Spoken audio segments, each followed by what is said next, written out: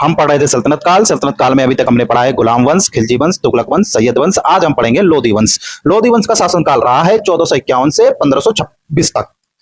1451 से 1526 तक। आज मैं लोधी वंश से कुछ महत्वपूर्ण एमसीक्यू लेके आया हूं जो विगत वर्षों में पूछे जा चुके हैं और जिनकी आने की आगामी एग्जामों में प्रबल संभावना है। यकीन मानिए, आप भारत में कराए जाने वाले किसी भी एग्जाम को देख लीजिए और मेरे द्वारा बताए गए इन 25 क्वेश्चनों को देख लीजिए, इससे बाहर कोई भी प्रश्न नहीं आएगा। आपको सिर्फ और सिर्फ मेरी वीडियो की शुरुआत के 2 मिनट देखने हैं। अगर आपको अच्छी लगे तो आप इसे कंटिन्यू कर सकते हैं। तो आइए शुरू करते हैं और देखते हैं पहला प्रश्न। पहला प्रश्न है, लोधी वंश का संस्थापक कौन था? इसके 4 ऑप्शन आपको अपनी स्क्रीन पे दिखाई दे रहे होंगे।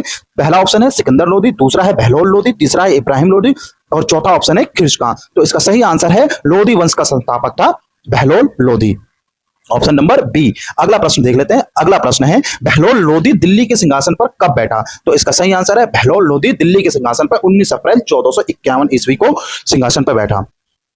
Very very important question. Bahlol Lodhi ने कौन सी उपाधि धारण की? ए सिकंदर शाह की, बी बहलोल शाह गाजी की, सी गाजी मलिक की, डी सुल्तान आजम की।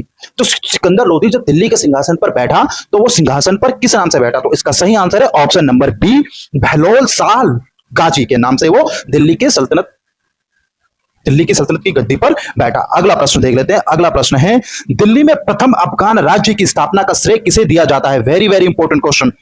ए इब्राहिम लोधी को, बी सिकंदर लोधी को, सी बहलोल लोधी को, डी अलाउद्दीन खिलजी को। तो इसका सही आंसर है option number C, Bahlol Lodi. Bahlol Lodi जो थे वो अफगान के थे।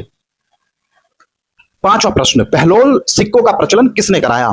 तो बहलोल सिक्कों का प्रचलन कराया है बहलोल लोधी ने, ऑप्शन नंबर बी। अगला प्रश्न देख लेते हैं। अगला प्रश्न है, बहलोल लोधी अपने सरदारों को किस नाम से पुकारता था? ये इसके 4 ऑप्शन दिए हुए हैं और इसका सही आंसर है ऑप्शन नंबर बी, मनसदे अली के नाम से उन्हें अपने सरदारों को पुकारता था। जब इसके सरदार खड़े रहते थे तो ये भी खड़ा रहता था और इनके बैठने पर ये भी अपने राज दरबार में बैठ जाता था। अगला प्रश्न देख लेते हैं। बहलोल लोधी के पुत्र का क्या नाम था? इब्राहिम लोधी, निजाम खां, दौलत खां, आलम खां। तो इसका सही आंसर है ऑप्शन नंबर बी, निजाम खां। अगला प्रश्न देख लेते हैं। निजाम खां किस उपाधि से सिंहासन पर बैठा? इस प्रश्न का आंसर है option number C, Sultan Sikandar Shah.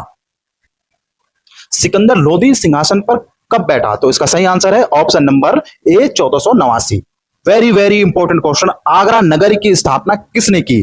तो option number A Bahlol Lodi, option number B Sikandar Lodi, option number C Ibrahim Lodi, option number D है हमारा, ऑप्शन नंबर डी है अकबर। ये तो अलग से हो गया। तो इसका सही आंसर है Sikandar Lodi, option number B.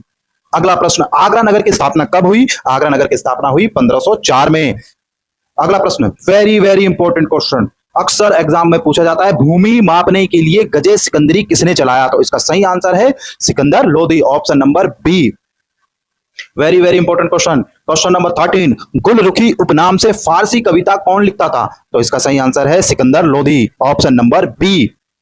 अगला प्रश्न, सिकंदर लोधी ने किस नगर को अपनी राजधानी बनाई? तो इसका सही आंसर है Agra, option number B. Sanskrit के आयुर्वेद ग्रंथ का फारसी में अनुवाद किसके आदेश पर हुआ? तो इसका सही आंसर है सिकंदर लोधी के आदेश पर संस्कृत के आयुर्वेदिक ग्रंथ का अनुवाद किया गया था और उसका नाम रखा गया था फरहंग ए सिकंदरी। अगला प्रश्न देख लेते हैं। ज्वालामुखी मंदिर कहां स्थित है? तो कांगड़ा में स्थित है। ज्वालामुखी मंदिर की मूर्तियां किसने तुड़वाई? तो इसने सिकंदर लोधी द्वारा तुड़वाई गई थी। अगला प्रश्न देख लेते हैं। लोधी वंश का शासनकाल कब से कब तक रहा है? तो ये वेरी वेरी इंपॉर्टेंट क्वेश्चन है। तो इसका सही आंसर है सी, ऑप्शन नंबर सी, 1451 से 1526 तक। लोधी वंश किस जातीय समूह के थे? इसका सही आंसर है अफगान, वो अफगान जातीय समूह के थे। अगला प्रश्न, दिल्ली सल्तनत के किस शासक ने मुसलमानों द्वारा ताजिया निकालने तथा मुस्लिम महिलाओं के पीरों व सूफी संतों की मजारों पर जाने पर प्रतिबंध लगा दिया था? तो इसका सही आंसर है option number B, Sikandar Lodi. Sikandar Lodi ये संभवतः गुरु नानक जी के समकालीन था। अगला प्रश्न देख लेते हैं। सिकंदर लोधी की मृत्यु किस कारण हुई थी? तो सिकंदर लोधी की मृत्यु हुई थी गले की बीमारी के कारण।